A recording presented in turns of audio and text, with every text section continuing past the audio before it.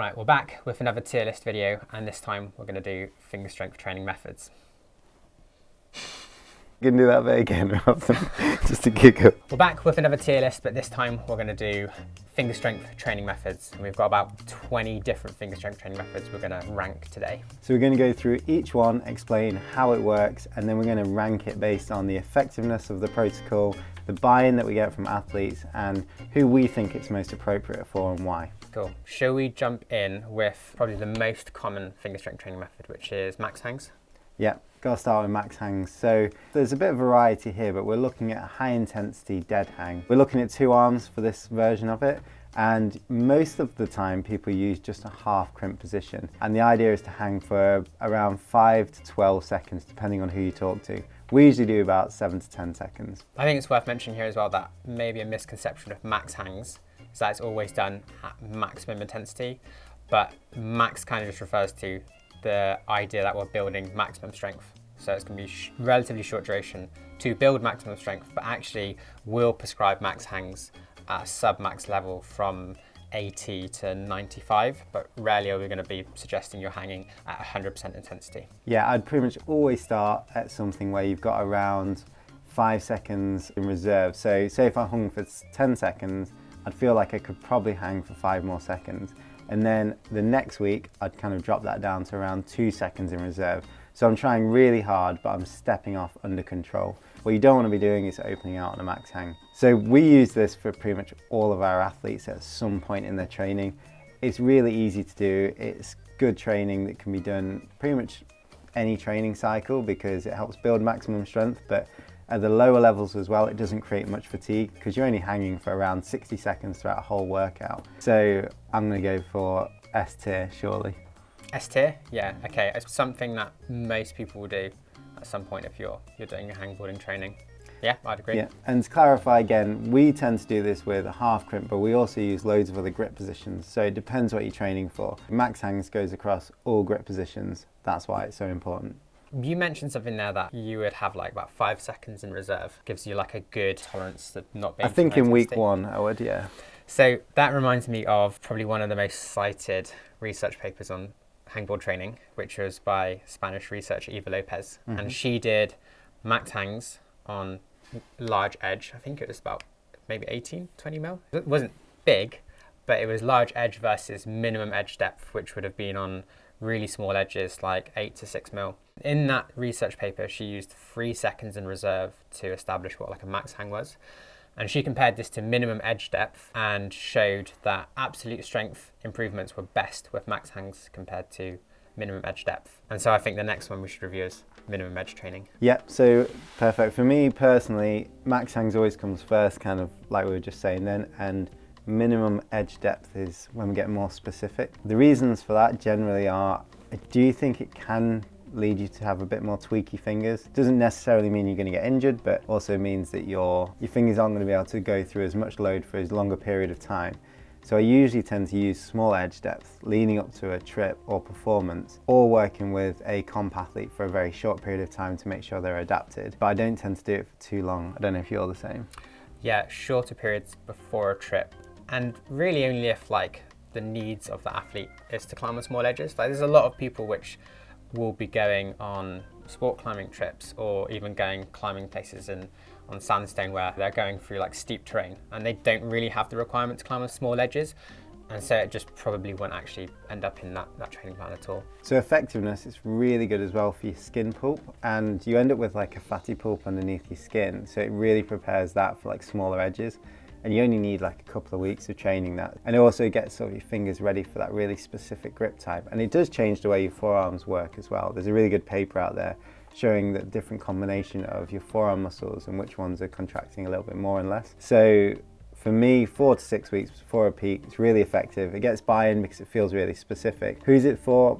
If you really need to train it, I think that's important, but it tends to be for more high-level athletes anyway, because you're rarely on 10 mil and less, unless you're climbing at a relatively high level, or it means you're on vertical terrain or so on, which again, you probably don't need to have that much finger strength on a smaller edge. That's debatable, but you're probably better off working on footwork. Where do you think? I'm thinking it's A or B, because I think there's still quite a lot of people where it's just not relevant for.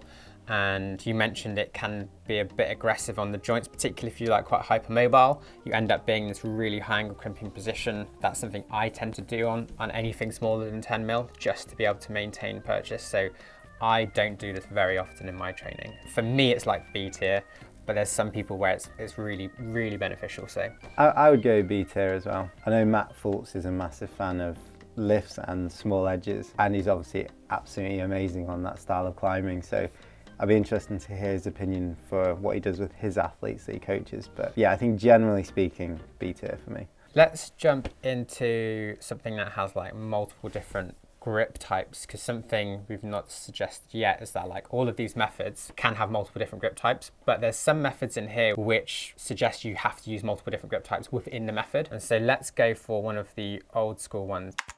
If you're watching this video, then it means you're into hangboarding, or at least thinking about it, which also means you're probably using chalk. And lucky enough for you, because of today's sponsor of this video, we've got a discount for you on your next purchase of chalk. And I have a tip for you when it comes to buying chalk for your hangboarding sessions versus your climbing. At least this is something that works really well for me. Whenever I'm doing something that is like hangboarding, where I need absolute friction and maximum strength, or potentially even board climbing or really hard boulders, I pretty much always go for something like Super Dry. And this is because it's a really fine powder which fully coats your fingers and gets them really dry. That way every hang or every attempt feels like it's the best quality it absolutely can be. However, if I am sport climbing, route climbing, doing endurance sessions where I need to chalk up while on the wall, I won't use this stuff. I will use something like the original Mag Dust because it's chunky and it doesn't require me to brush off excess chalk that gets in your skin when using something that's ultra fine. It might seem like a bit of a throwaway tip, but it's honestly so easy to do. I just put Super Dry in my boulder bucket and put Mag Dust in my chalk bag. And this means I've got the right chalk for the right thing. If you're trying to save yourself a bit of money and buying a multi-pack, then you can get that split between the normal Mag Dust and the Super Dry. Use the discount code Lattice in the description below to get yourself an extra 10% off. Back to the video. So let's go for one of the old school ones, maybe like the Anderson brothers hangboard method. So this was given out as a method in like a self-coach climbing book called the Rock Climbers Training Manual, written by two American sport climbers, climbing like 514 plus, I think, like both very good sport climbers. And they got really scientific and did this training book. It was a bit of a cult classic maybe, like back in the day. Yeah, I think most climbers had bought this book, and it had like followed routines, and it's actually one of the first books that really suggested periodization, block periodization between different methods, right? Yeah, it was like serious blocks. So you just did fingerboarding for a bit, then you just did climbing, and then you just did endurance. It was really cool the way they thought about it, and it clearly worked for them. Yeah, and so a brief rundown of what like the beginner hangboard routine looks like. They have their own, I think, Rock Prodigy fingerboard set up, and it's got multiple different grips, pinches and slopers, and you would go through all of these different grip types doing a repeaters set on each. And so that by repeaters, you're doing 10 seconds on, 5 seconds off, and you repeat that for 6 times. So it's like repeaters for 1.5 minutes. And then you would do a set of that on the jug, on the 3-finger pocket, in a drag, a half crimp, medium pinch, on a 2-finger pocket, on a large edge, on a wide pinch, on a sloper, and on a back free pocket as well. So there's like 9 different grip types, each doing a set of repeaters for 1.5 minutes. There's quite a lot of volume, I think, definitely for a beginner routine. It's pretty intense, I'd say. So I think the entry level for a beginner hangboard routine here is like quite high. Yeah, and I think this comes down to the old school kind of method of like, let's smash as much volume. Kind of like the French used to do so many pull-ups. It was all about how many pull-ups you can do within a session. And this feels a little bit like that. Let's hit everything all together. Like, I wasn't sure actually how often I think it was recommended a couple of times a week to do this, but I think this is based on having a busy life schedule, and you wouldn't be fingerboarding and climbing as well. Yeah. So the majority of people, and what we'd highly recommend is, unless you can't climb, you always climb and then fingerboard in secondary. So Mina, who's a coach here and a nutritionist, she used to do this all the time, and she was an exceptional climber, really strong fingers as well, or is an exceptional climber, really strong fingers still. And I used to do this with her a bit because it used to build up loads of tolerance in my fingers for, to be honest, I found it for pain. I use loads of different grip types. The more advanced ones, they use pockets. I used to do this before going to the Franken era. I personally think it's really good for buy-in because it's a set routine that you can tick your way through. Effectiveness, I think you could get the same results from other methods. And then who's it's for? I think if you've got buy-in and you're a high-level athlete, or you're really into what the Anderson brothers are doing, I think it's good. Generally speaking though, I don't think it's better or worse than doing a mixture of different max hangs or repeaters, which effectively it is, and doing less. For me, it's probably now a D. Even though I do really appreciate it and it's great buy-in, I wouldn't ever give it out as a protocol now. Yeah, I think it's a bit too old school, and I think you could break it into its component parts and be a little bit more effective with less risk. Yeah, if you're not climbing and you're working on like an oil rig or whatever, which we do train people that do that, I think this is a really good thing to follow. So that's my only caveat. Let's go for one of the most hyped fingerboard routines of the past few years, and this is hangboarding 2 times a day, all week long. So obviously this was popularised by Emil. He did a really good video on this. It went pretty viral actually. Made loads of work for us here at Lattice because we had all of our clients asking about, should I be doing this? Is this really good for my tendon health? Should I get stronger doing this? And actually our partners over at Crimped and talking to the owners there, which was really good, they did some work with Keith Barr, who did a research study on this. And I think the results of that probably tell us far more than the YouTube video that Emil did in terms of how frequently actually have to do this. Yeah, so the conclusion is that the frequency doesn't need to be 2 times a day, right? It doesn't need to be that high frequency. And I think considering that most people are climbing a few times a week and potentially doing other fingerboard training methods like max hangs, that needs to massively reduce the frequency, because you don't want to do 2 times a day in addition to all of that stuff. The idea is that if you're loading the tendons at whatever intensity, they're going to see that adaptation, and you have this 6-hour window when you can start loading them again.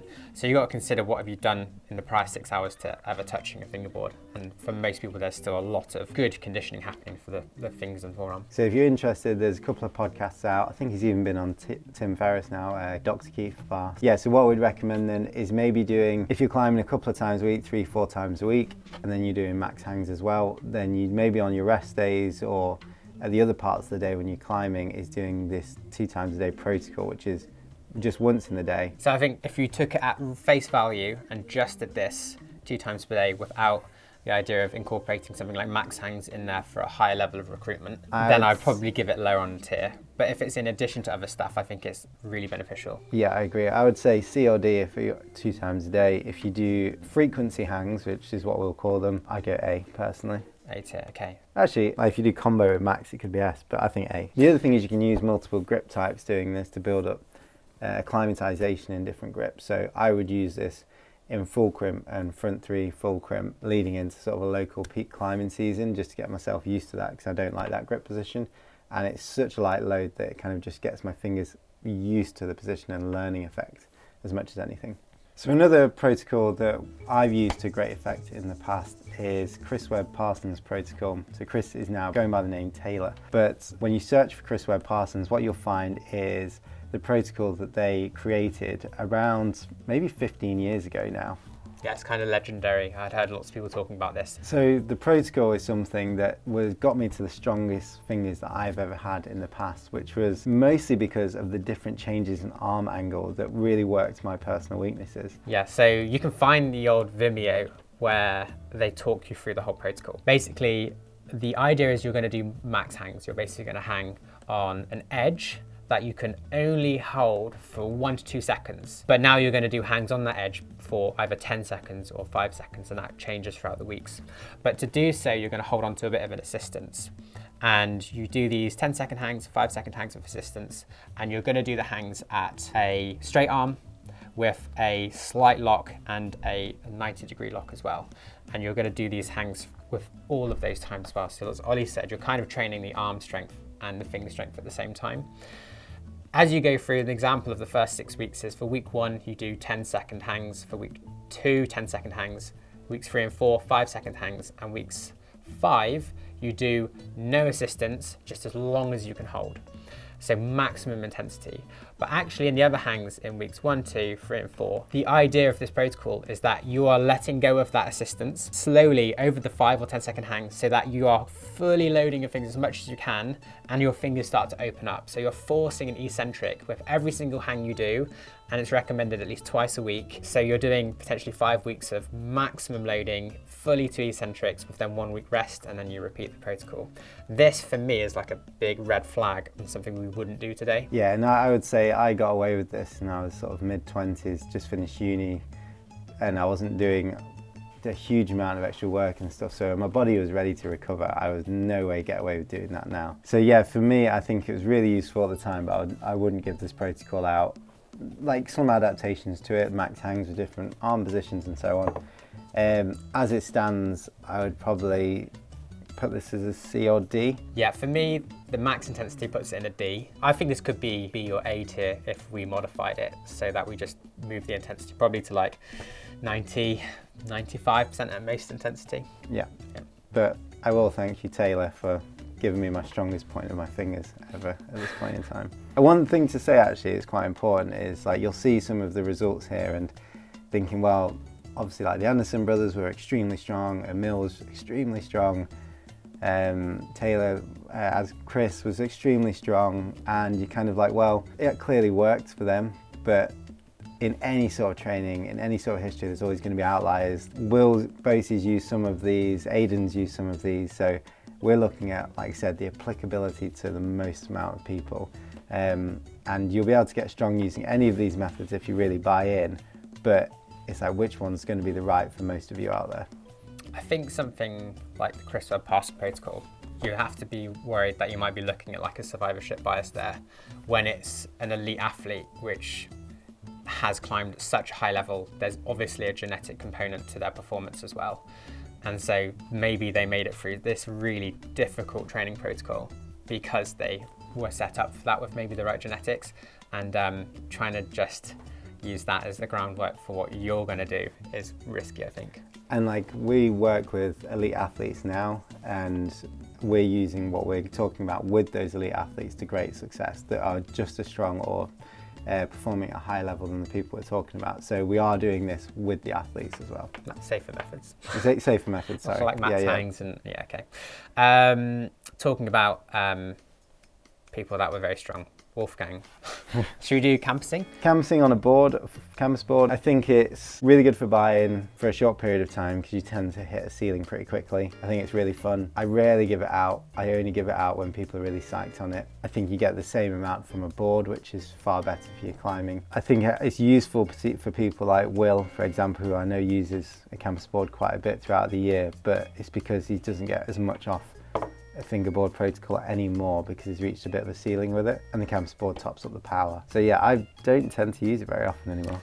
I'm the same as you. If I give out any campusing, it's exclusively on a board or on a climbing wall these days. Campusing has a skill element to it anyways, and I think if you like lean into that and say do it on a board, it's going to be more beneficial to your climbing performance. You're going to see better transfer. I think it's also, again, I see people campusing far too soon in their training journey when they don't have the ability to generate power through their arms to actually make it a powerful exercise, and it looks like kind of like lock-offs and it's snatching on holds when they're already decelerating and moving away from the board. I think it brings a bit too much risk in those lower level like climbers, so I don't really give it out very often. But I don't think we can discount the fact that there are still a lot of very high level climbers that still do it a lot, and I think I tend to see them using it as like a check-in to see how powerful and how good they're feeling. And so I think there is still room for the use of it, but maybe not just as a training method, maybe for like buy-in and see how good you're feeling and how recruited you are. Don't start using it too soon. One of my mistakes was giving out to climbers without enough experience or finger strength. If you're going to do it for a short period of time, so you get to your ceiling, you try and push through it, but then you kind of leave it there and you move on before you get disheartened. If you're going to add weight, which I have done a lot with more elite athletes, don't try and do as big a moves and don't do as long as sessions, and you have to do it when you're really fresh. So it's all about, again, like small edges, doing it for a short period of time. I'd say C for me. Yeah, I was thinking C tier. Okay, block lifts, no hangs, whatever you want to call it, off the ground lifts. MX lift. MX lift. By the edge. I think this was popularised by Yves Gravel. We did a video 2 years back maybe now, where he basically talked us through the method and showed us like what he was doing lifting. We turned that into a video. I think that was like on the cusp of it becoming really popular. It was basically taking powerlifting principles and applying it to finger strength training. And for many reasons, I think it's really caught on, and it's definitely hyped now. A lot of people are doing this training method. Yeah, I think it's really good personally. I've gone through the sort of process of doing all different grip types, using all the sort of grip strength devices, so like the hubcaps, rolling thunder, everything, to see how it works. I really like this method. It means you don't need to have something set up at home, like hanging from the wall. It's really easy to do. It's much easier to warm up for before you go out to the crag or go to the wall. It's way better for training new grip types because you can control it, better for coming back from an injury. And if you've got any shoulder issues, this is way better than hanging. Downside is, I don't think it translates as well to climbing performance directly. I think there's a little bit of time to get your shoulder back into use. Hanging seems to translate a bit quicker. But for me, I use it all the time with the athletes I work with, and that includes 9A boulderers or people that are just starting out trying to climb sort of their local project. Yeah, I mean, I think it's due to buy-in, due to its versatility and like training different grip types and stuff. I'm gonna suggest S tier, but it's not above max hangs for me because I still think hanging is better for climbing than lifting. Yeah, I'd go S tier as well. So you mentioned some arm lifting stuff, like hubcaps and stuff. I think we got to go on to like the whole crushing grip, Captain Crush kind of stuff. I think it's not very applicable at all. No, I've got a load of this Iron Mind crushing stuff, and yeah, I don't really see much applicability. I have the pinch board, which a local climber's made, which is a really good device. It works your lumbricals. I've actually given that to Erin McNeese, who's done really well recently, so it could be slightly down to that. But the actual Iron Mind stuff and just normal crush devices, I think is a D. Yeah, agreed. Something I want to kind of touch upon, which is not very popular yet, is like using digital feedback. So the Tindeck, and we have the digital rung which you can pull on, and it's not really a method in itself, so it doesn't really fit into like max hangs or small edges because it can be kind of applied to all of that. But I think it's worth mentioning quickly that I think there's a really good future in this, because in some senses it kind of gamifies fingerboarding, so it could probably have the best buy-in potential of any of these that we're rating today. There was a climber that basically gamified the Tindeck to play Flappy Bird, so you could like fly through the obstacles with the amount of force you're applying. But on a very basic level, you could set it to say, I want to do 60% repeaters and I can pull against the edge. And I think Tyler Nelson's actually done some like research into overcoming versus yielding repeater style workouts, showing that the overcoming is actually creating less fatigue for potentially a better endurance outcome. And so combining all of that, I think the idea of this digital feedback being really easy to do, like on the road, if you've got something like a Tindeck, I think there's a lot of potential in that. Yeah, again, the same. I think this is definitely going to be a bit of the future, but right now, for me, the interfaces and stuff need to be improved, and the training methodologies, which we'd like to be involved in if anyone's interested. So I would probably go for a B, but I think it has the potential to be S. Yeah, B right now, because you're not going to find an easy way to it, and it's probably going to cost a little bit of money. You've got to get a Tindeck and stuff. Okay, what next? Should we go for single finger lifts or hangs? Well, I think probably lifts is more likely. So I use this with loads of my athletes, but again, I work with mostly professionals now. I also do this myself personally. I think it's really, really good. The mistake is, and I'm going to blame Aidan Roberts for this, is that people either try and test it or do it too frequently. As a max test? Max test, yeah. I've given this out in the past, and someone's gone and max tested when it was supposed to be a very low intensity protocol. I won't name names on that one. But I think it's really, really good for building injury robustness, your ability to use. When you've not got uniform holds, that's the key thing on this. If you're inside all the time, it's usually relatively uniform. When you're outside, you've got spraggled fingers, like you've got crimps in different positions. This is really good to build tolerance for that. You have to do it at low intensity and build up. So the key thing is take your time and build up. The reason why Aidan and Dan Varian talk about it is because they've done it to great effect, and I think it is really useful. And they've done it for their own testing to see where things are at, which is, I've, as a coach, found it really useful as well. But for you at home, do it low intensity, and only when you're focused on providing more health when you're climbing outside a bit more. What's low intensity? Low intensity would be a 4 to 5 out of 10 effort personally, and you could do like 5 seconds per finger, 2 sets or 3 sets per finger, and I think that's really good. I'm doing it at the moment on my ring finger to help with the recovery.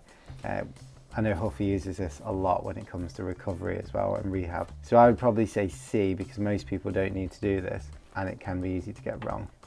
Yeah, my story with this is I had a pop, did a pulley, climbing in the slate quarries, and did loads of density hangs, which we'll get to maybe next. And I basically went from fully injured to back to maximum strength, strong as I'd ever been in like 6 to 8 weeks. It was pretty quick turnaround, I think. But I still had like some discomfort, some pain, but I was strong again. And I tested my fingers with this and found out that despite being like back to full strength, the finger I had injured could lift less than half the weight of the fingers around it. So I'd found out I basically compensated for that injured finger, and I think that's why I came back to full strength so quickly. And then I used this method to isolate that finger, because clearly just doing these long duration hangs with all 4 fingers was meaning I was getting really strong elsewhere and just moving around the injury. And so I found it really useful to like bring that finger back into play. I'm gonna go C because I've only ever used it once, and I think it's rare. Yeah, I've not used it with someone who's not rehabbing or a professional athlete. Yeah. I've asked other people to test when they are late stage injury recovery. That's where I was in that case, and I've kind of used that, but again, it's still pretty rare. So density. This is a Tyler Nelson invention. It's basically a long duration hang, 30 seconds to about 45 seconds, I think is the range he suggested. And the idea is that it's supposed to be beneficial for tendon adaptations, so tendon thickness, tendon strength. Yeah, I think this is a really good protocol. I wouldn't claim to know like absolutely whether it does what it says on the tin all the time, but I think it's been really useful for me and the athletes I work with for, again, developing robustness in a certain grip position. And it could be down to all those structural changes. Actually, one of the key things which I don't think most people talk about is a couple of athletes, including Aidan actually, when we found out that if he does density hangs the day before high intensity performance, like bouldering at his max, that's a really good process for him. Gets him recruited. Gets him really recruited the day before and makes his fingers feel really good. Okay. Whether that increases how his forearms are feeling, stiffness, or I'm not dead sure why that works for him. But generally speaking, I think this is a really useful protocol and good again for coming back from injury. So I think, yeah, Tyler's done a good job thinking about that and bringing that to the climbing world. Yeah, I've really enjoyed the fact you don't need a lot of weight and there's not much faff. I would start by doing like a 5-second hang, 10-second hang, 15, 20, and when I got to 30, I would just do sets at 30. And I feel like I got the strongest I ever have using density hangs. So I think there's a really good strength outcome, whether that's because the tendons were feeling really robust, I don't know, but I really like them. Would you go for, I'd probably go for B. Yeah, so the issue with this, I think, from a lot of people, if you're hanging for 30 seconds, you're going to need assistance. I only ever use these when I feel like I could comfortably do 30 seconds with body weight or above. And so I think there's quite a high level to entry, otherwise it's a little bit faffy with pulley systems, so B. Yeah. I think it's borderline A, but yeah, B. Okay, let's do Beastmaker. So the Beastmaker fingerboard is the probably most sold, most bought fingerboard in the world. It's been around, was it the first, or was it the first commercial fingerboard maybe? No, God, they're not that old, but they did the first, I think, First really wooden. good wooden one, I think. Yeah. Do we have the resin ones like Moon and stuff before that? Yeah. Okay, so basically this is a repeater protocol. We went through the Anderson protocol, which was doing 10 5s on multiple different reps. Beastmaker is 7 3s on multiple different grip types, but rather than the Andersons having 9 different holds, on Beastmaker you have 6 different holds. So you go through and instead of doing a minute and a half of repeaters with the Andersons, you're going to do just a minute of repeaters, 7 3s, with the Beastmaker protocol. That's for the beginner protocols. I think the Andersons goes a little bit lower for the more advanced and intermediate ones. And I'm not sure about the Beastmaker and further ones. So Beastmaker beginner protocol is 7 on 3 off for a minute, 6 different grip types, 6 repetitions before you move to the next grip type. And if you go through all 6 grip types, you're supposed to do it for a second set and a third if you have time and energy. So again, a lot of volume. This is almost like with the Andersons, it's like replacing a climbing session basically. For most beginners, that is replacing a climbing session for me, I think. Yeah, 100%. If you're climbing, you don't need to do this much, but if you are replacing a session, I think it is good. I know the guys, when they were developing this, they were just fingerboarding, and I think Dan did it for ages, just fingerboarding when outside. I think Ned was competing at the time, so I can see why they were doing so much. Fingerboarding different grip positions, again, I think is really good for developing strength and you're not going to get like caught out outside or caught out in a weird position you're not trained for. Personally, I've not really ever given this out. I've tried it in the past. I think it's a little bit too much. I think the position's also quite hard because of the placements of some of the pockets. I can see totally why they've made it, and I think it's a really good protocol to do. But again, it's a bit like the Anderson hangs. I think it has its place, had its place. But I wouldn't ever use it anymore. I think I should clarify that it looks like the beginners doesn't have the lock-offs in between, but the intermediate does. And I think I would not assume that everybody would be able to do those lock-offs for 6 different sets and potentially doing that twice over for 12 sets. Actually, we'll both probably agree on this, that if we're training arm strength through any kind of pull-up or lock-off training and we're trying to train finger strength, we'd rather do that separately and just have like that come together on the climbing wall in our climbing training. So I don't think we would ever really do lock-off training on a fingerboard these days. Yeah, or we might do it for I might do it for a very short period of time just before, but yeah, generally speaking it would be for a very specific reason. D for me personally. Similar to Anderson, isn't it? Okay, well we just spoke about that, but edge pulls, so doing pull-ups on certain edge types. I personally don't like these anymore. I have injured people doing this in the past by giving them tendonitis and soft tennis elbow. So I think it's something that's made me more wary. I think it does have its place. If you've developed a lot of strength and you want to make it more applicable before going outside, but I would never do it for a very long period of time. But that might be my personal caution on this one and like history rather than necessarily actual data. Yeah, if I do these, I tell people to avoid going all the way to the top. I think that acute angle, getting really tight here, is where we see those elbow issues arise. So I do like doing sometimes pulls on edge, a little bit like doing small edge training. That will be to just familiarize moving on pockets or certain grip types, but just like heavy half crimp edge pulls, don't use them really. D tier? Yeah, I think so. Or maybe, yeah, I mean, I'd go D, yeah. Yeah. Let's do one arm hangs. You've got a picture of Basie there doing. I think it's gonna be, I'm just gonna jump in straight away and say A tier, but I think it's an exclusive A tier.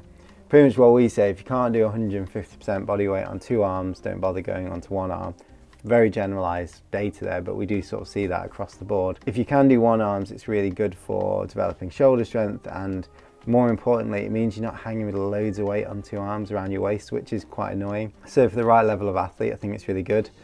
Then it has its ceiling again. I actually sort of agree with what Will said. If he can hold a position on 1 arm with 10 kilos for him, he's kind of like maxed out the usefulness of doing that, which I think is a really cool thing. That was in one of our other videos. So I think it's kind of like max hangs, but it's a bit more exclusive, so A tier for me. Yeah, A tier. I agree. The thing I like most about it is the ability to sort of like train the shoulder, that whole chain working together when you're hanging, which is more important in the sort of like higher level. Eric Hurst has basically a max hang protocol, which is 7:53. So you hang for 7 seconds, you rest for 53. Equally, it could be like 10 seconds, 50 seconds off. It plays on repeaters, but you just have a massive rest period. And when we do max hangs, typically we're resting 2 to 3 minutes. Yeah. I pretty much do this protocol when I'm being impatient, which I think has its place for sure. Like, it's way easier to do. You just keep a timer running and you can just do on the minute. Yeah. So I actually really enjoy it. It's like, I do it for my warm-ups as well, so I do all my warm-ups to 7:53 and then I go into max hangs. But like in terms of actual applicability, is the right word? I'd either be B or C. I mean, it is really useful and it's easy to do, so maybe B. I'm gonna go B just because it's really simple to do, but it's not higher because it's not gonna have quite the same strength building as max hangs where you're allowed a longer rest. So B for me. Cool. Finger rolls rather than finger curls, so like barbell rolls. I think Eric Hurst actually advocated for these many years ago. I don't know if he's still keen on them, but basically this is more of like a forearm bodybuilding style exercise. You can get really heavy with it, which is a benefit. So you probably can see a lot of kind of like hypertrophy in the forearm using this one. I actually did some work with the British Judo a few years ago, and they love these workouts. I think they're rubbish personally. I think it's annoying to do. I don't enjoy doing it. It's really hard to measure. You feel like you're going to slip off. All the athletes I've given it to don't like it. So total personal bias on this, but I'm not a fan of D, 100%. I'm not going to Yeah, argue. yeah. I'll go D. I've tried it in the past and I quite like it, but I can't say it's going to have transfer to climbing any better than hangboarding. But yeah, so I'm happy with D for that one. Overcoming isometrics, another Tyler Nelson one. So we spoke about density hangs. This is probably a little bit more recent. Basically, this is pulling against an edge, and it's really easy to cheat this one actually. If you like deadlift away from the edge, it can open up your fingers and it becomes a yielding isometric. So actually you need to be really strict with your body position and you're trying to close your hand against the edge so that it's more like pulling into the edge rather than having it be eccentric.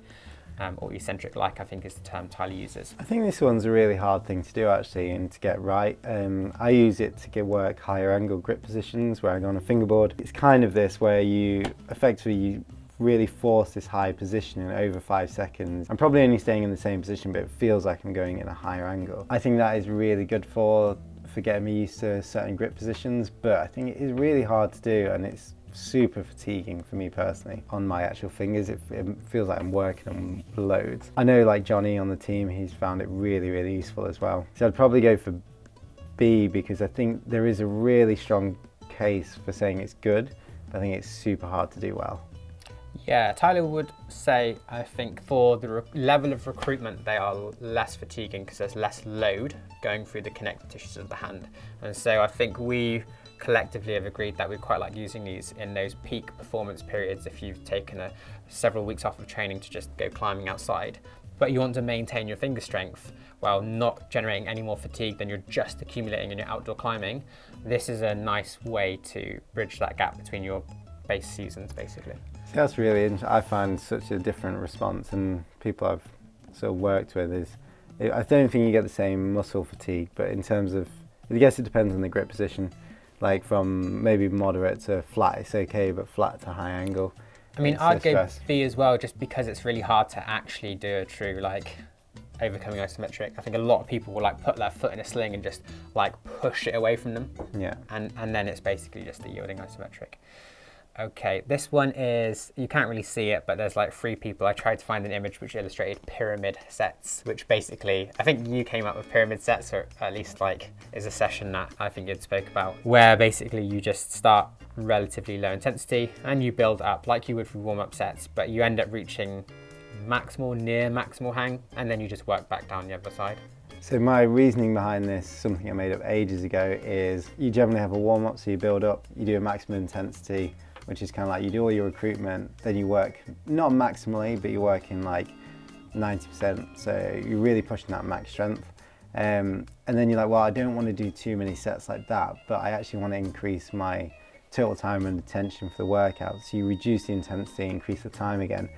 So you pretty much get more out of your fingers. I actually think this one's quite complicated to do. You end up changing weights loads, changing the timer. I think it does have applicability, but I'd almost put this in the same level as Anderson's or Beastmakers now, or maybe C, because I think it is more simple than those, because you can quite easily do it, but probably C for that one. And that's me having made that up. So yeah. This one is using a pulley, so this is basically just repeaters. So we've spoke about repeaters in Beastmaker and Anderson. 7 3s, 10 5s, you could do 5 2s, which I think a lot of people would say is a bit close to the duty cycle of bouldering. But the idea is you're doing hang, rest, hang, rest, hang, rest for however many sets. But the key thing is here that we will change the intensity. So if we want to isolate, maybe we're trying to develop critical force or your aerobic capacity, aerobic threshold, we might really drop the intensity and have long durations, several minutes of repeaters. Or it could be our 90% repeaters, where you're doing 3 to 5 reps at a really high intensity. And we've seen that's really good for actually developing strength, right? yeah, I think it's a really good thing to combine with in one session as well. You do some of your max hangs, you recruit, and then you go into 90% repeaters, and that is a high intensity workout which can do quite a lot for hypertrophy as well in your forearm. That's something that we've seen quite a bit. I think generally speaking, repeaters is so applicable to climbing. If you're doing loads of climbing in the week, I don't use this very often. It's one of those things which doesn't replace the session, but if you can train 4 times a week and you can only get to the wall 3 times a week, I might do repeaters as well as or instead of just hangs to get more time and attention. For me, it's definitely A or S. I was going to say A tier for me, just because I end up using them less. I think I often, when I use them, it's in that anaerobic capacity range probably.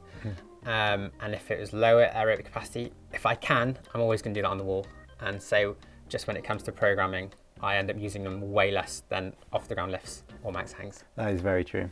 Also, if you have to do below body weight, setting up a pulley is a bit of a faff. I've tried lots of things at home and it's always a bit annoying. Yeah. These are finger curls, but on a board, on an edge. There's like a pulley here, but it could be a band or whatever. I use this I'm not very good at crimping, as I've already said, or high angle work. So front 3 drag all the way into front 3 full crimp. I do that a little bit to warm up sometimes. I've done it under load to kind of build up strength. It's absolutely desperate to do curls with your pinky on. Yeah. I do have small pinkies, but I think it's desperate. If you have pinky on, the best you can hope for most people is going into like kind of a semi-crimp open hand thing. Yeah. So I've seen Daniel Woods can do this at body weight. I know that Sean here can do it at 50 kilos, you were saying earlier, which is really impressive. For me, it's, again, I think it's better than the bar, but I think it's like a C because I don't know, it just doesn't quite feel right for me. Yeah, well, I don't give it out much. I would never give it as a strength training method. And if this was exclusively for strength training, it'd probably be D, because I think there's a risk of doing lots of eccentric loading at heavy weights. But I love it for warming up. Yeah. I think, and I've heard a lot of people say this is like their go-to warm up at the crag. So lightweight, and you're doing like 30 to 40 reps, just easy with a little band, really gets like everything warmed up. Better than you can just do with hanging, in my opinion. So we'll put it in C, but if it was a warm-up thing, like it would be S tier for me. It's interesting, you can see on the tier list so far, it's pretty much, the stuff right at the top is just super simple. And that does show when you're climbing, super simple strength training is really key. You don't need to make things too complicated. We both said the Anderson hangs, the Beastmaker Protocol, Taylor, Chris Webb Parsons protocol they're all really good and they had their place, but I think because it's so complicated, for most people it'd have to replace a climbing workout, which we wouldn't recommend. If you can't go climbing, it is really good, but simplicity is always king when it comes to just basic strength training, which takes us on to the last thing, which is climbing is king, which is board climbing. And for me, 100% it's the best thing because it works your climbing, works your fingers, it's really fun, and it's kind of what we're about, it's what we're doing this for. So I think for me, board climbing is S tier. Board climbing is S tier. I don't think you'd find many high-level pro climbers which would disagree with that. I've heard a lot of these climbers like Will and Aidan say they don't find utility in doing max hangs or fingerboarding anymore other than warming up. I think they develop their finger strength from that almost exclusively on board climbing. That's not the case for everyone though. You shouldn't hear that and go, oh, I should only just do board climbing. Board climbing for finger strength, like doing work on small edges, is actually quite a high intensity thing, and I would say there's more risk associated with foot slips and like snatchy moves to holds where your fingers could be in split grips. Like that's not, you shouldn't just go straight to that and only that if you want to develop finger strength. I think there's still considerations of it, but if you could only do one, then you would be climbing because it's going to develop more than just finger strength. Cool. Well, hopefully you found that really useful, and again, this is what we're actually doing with beginner athletes all the way to the very elite. So we do actually back up what we believe with actually the people we work with. And like you said, you could use any of these with different people for different reasons. There's always a reason for using them, but this is generally speaking what we believe in. Let us know in the comments below what finger strength method has been most successful for you. It'd be nice to see a little like poll of what people think is the most successful in their experience. Thanks for watching. See you next time.